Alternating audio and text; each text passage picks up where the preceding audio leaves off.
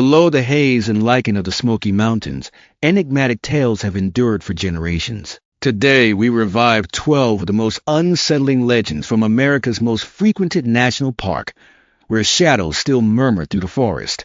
Number 1. Wild humans. In the most isolated reaches of the Smoky Mountains, rumors persist of individuals living far from civilization, never having left the wilderness. They're known as wild humans. According to contemporary tales shared among trekkers and park visitors, these elusive figures are said to survive off the land, concealed in caverns and thick forests beyond the reach of paths or rescue teams. The stories stem from mysterious vanishings. Over time, hikers have disappeared without a trace in areas of the park where even experienced rescuers struggle to navigate. Some report hearing footsteps behind them with no one visible. Others have seen fleeting shadows moving among trees or felt an eerie sense of being observed, only to find nothing. These wild humans are often described as barefoot, tattered, and silent, gliding like specters through the woods. Some believe they descend from families who stayed behind when the park was founded in 1934.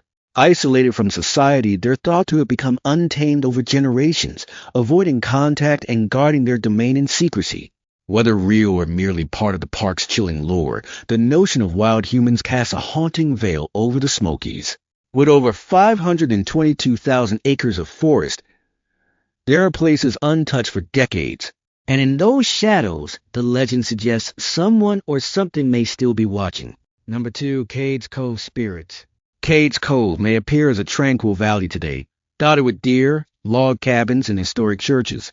But don't be deceived. Beneath its charm lies a history steeped in grief, mystery, and whispers from the beyond.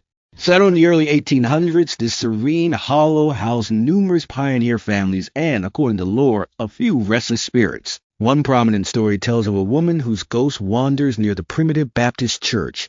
Legend holds she was accused of sorcery by her community and exiled during a brutal winter, succumbing in the forest. Now, hikers report hearing weeping near the church and spotting a white-clad figure drifting among trees before vanishing. Other spectral sightings occur in the old cabins and cemeteries scattered across the cove. Visitors describe sudden chills, footsteps on deserted porches, and the sense of being watched. One visitor even claimed to see a child's face peering from a window of a long-abandoned cabin. Park rangers neither confirm nor dismiss these ghostly tales. As fog blankets the valley and night cloaks the ancient land, many believe Cades Cove still holds memories of lives once lived and echoes with spirits yet to depart. Number 3. Raven Mocker. In the deepest corners of the Smoky Mountains, the Cherokee spoke of a fearsome spirit, so dreaded that even skilled healers whispered its name, the Raven Mocker, or Kalanu-Ahiliski.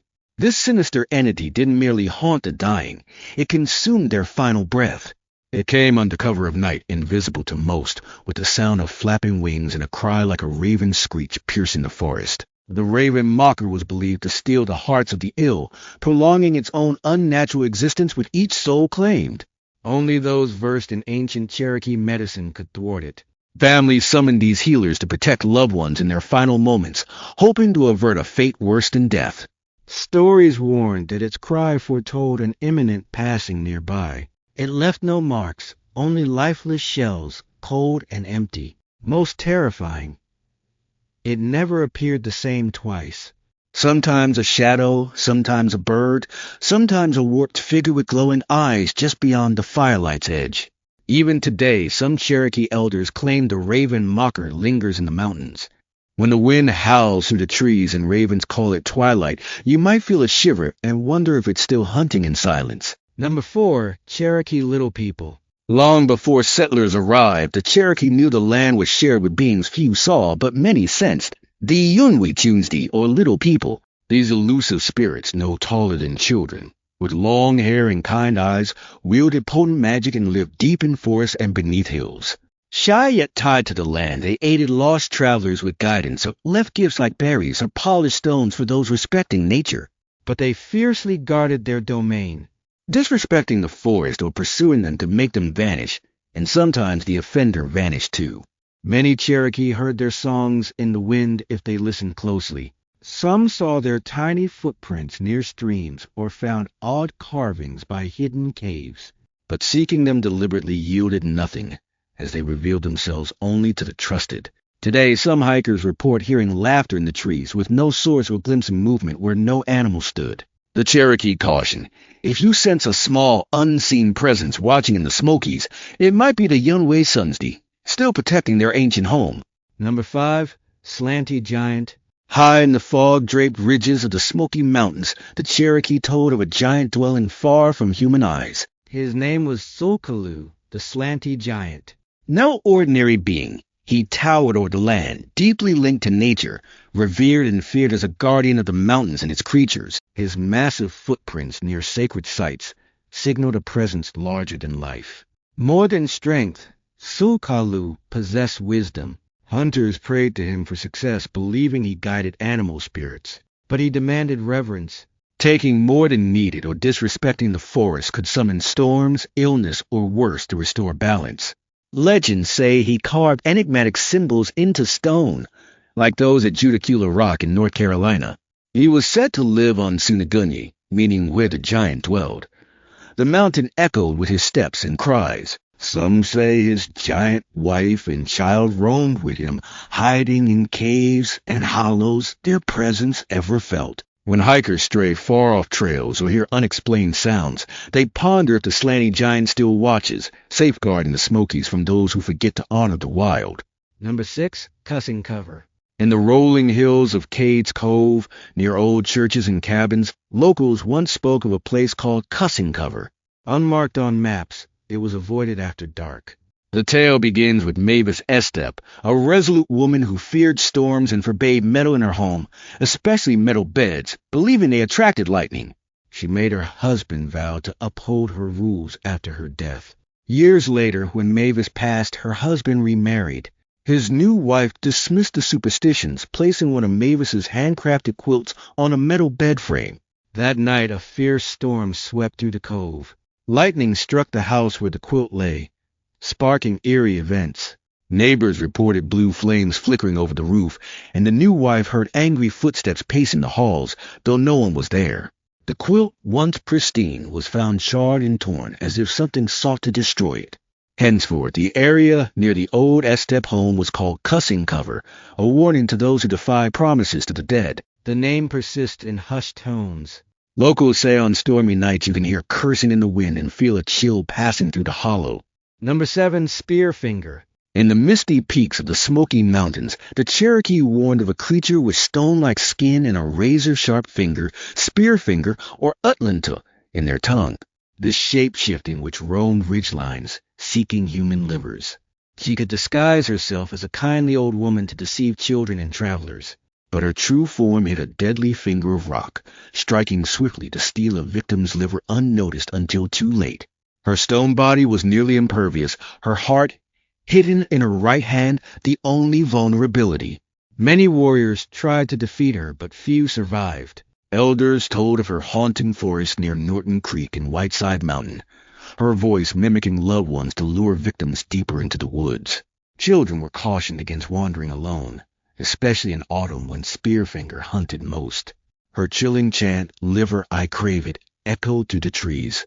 The Cherokee eventually trapped her, using her own deception to locate her heart and defeat her. Yet some say her spirit lingers in the Smokies' rocks and shadows, still watching, listening, hunting. Number 8, the Great Rabbit. Before European settlers, the Cherokee spoke of a cunning trickster, the Great Rabbit. No ordinary creature. He was clever, magical, and outwitted others through guile, not strength. In the Smoky Mountains, Rabbit was formidable.